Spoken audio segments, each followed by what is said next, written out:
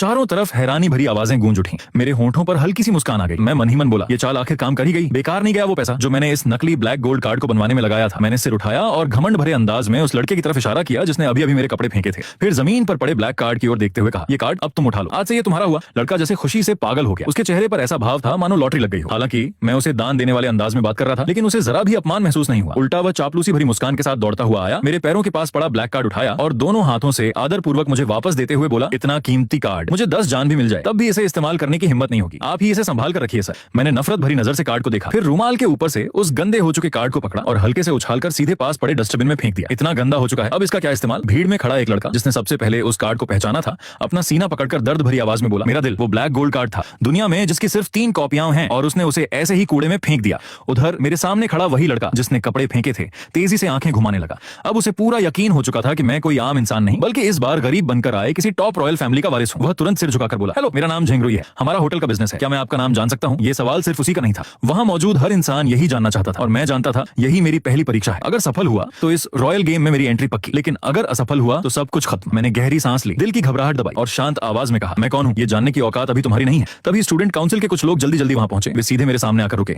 आप ही गुमोयान है ना, नए स्टूडेंट्स में सिर्फ आपका रजिस्ट्रेशन बाकी है, कृपया हमारे साथ चलिए। इतना सुनते ही पूरे माहौल में सनसनी फैल गई। क्या ये वही गु फैमिली का वारिस है। सुना है गु फैमिली का यंग मास्टर कई सालों बाद विदेश से वापस आया है। स्कूल ने इस गेम के लिए सच में बहुत पैसा लगाया है। अभी तक घमंड दिखाने वाली रईस लड़कियां भी चुपचाप भीड़ के पीछे छिप गईं। उन्हें डर था कि कहीं मैं उनसे बदला न ले लूं। झेंगरुई का रवैया और भी ज्यादा विनम्र हो गया। वह तुरंत मेरा सूटकेस पकड़ते हुए बोला, ऐसे छोटे मोटे काम आप क्यों करेंगे यंग मास्टर, सामान मुझे दे दीजिए, मैं संभाल लूंगा। मैंने ऐसे सिर हिलाया जैसे मुझे कोई फर्क ही नहीं पड़ता, फिर बिना किसी की तरफ देखे आगे बढ़ गया। लेकिन जैसे ही किसी की नजर मुझ पर नहीं रही, मैंने राहत की लंबी सांस छोड़ी। अनजाने में मेरी नजर उन अमीर लड़के लड़कियों के चेहरों पर गई। हर किसी की आंखों में डर और सम्मान साफ दिखाई दे रहा था। तभी मुझे समझ आ गया, गु फैमिली के रहस्यमयी वारिस का मेरा नकली किरदार अब पूरी तरह सफल हो चुका है। 3 महीने की मेहनत आखिर रंग लाई थी। इस स्कूल में लगभग हर इंसान किसी बड़े खानदान से था। यहाँ छोटी सी गलती भी असली पहचान उजागर कर सकती थी। इसलिए मैंने फैसला किया था, अगर बचना है तो खुद को ऐसा रहस्यमयी शख्स बनाना होगा जिसकी असली ताकत का अंदाजा कोई न लगा सके। और विदेश से अभी अभी लौटे गु फैमिली के वारिस वाली पहचान मेरी सबसे बड़ी ढाल बन गई। रजिस्ट्रेशन खत्म होने के बाद मैं आराम से कैंपस में घूमता रहा। रास्ते में दिखने वाली आलीशान इमारतों को देखकर भी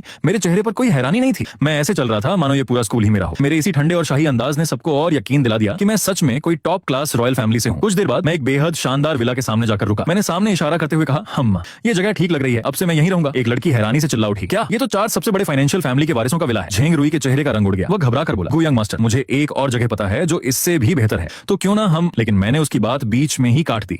मैं सीधे अंदर गया, एक कमरे की तरफ इशारा किया और बोला, ये कमरा ठीक है, तुम अभी के अभी इसका सारा सामान बाहर फेंको और यहाँ सब कुछ नया लगाओ। झेंगरुई के माथे पर पसीना आ गया। वह कांपती आवाज में बोला, ये तो लिया शाओ का कमरा है, अगर वो वापस आ गया तो हम दोनों की खैर नहीं। मैंने उसे ठंडी नजर से घूरा। लिया शाओ, वो क्या चीज है। इतना सुनते ही लिया शाओ का एक कट्टर फैन गुस्से से लाल हो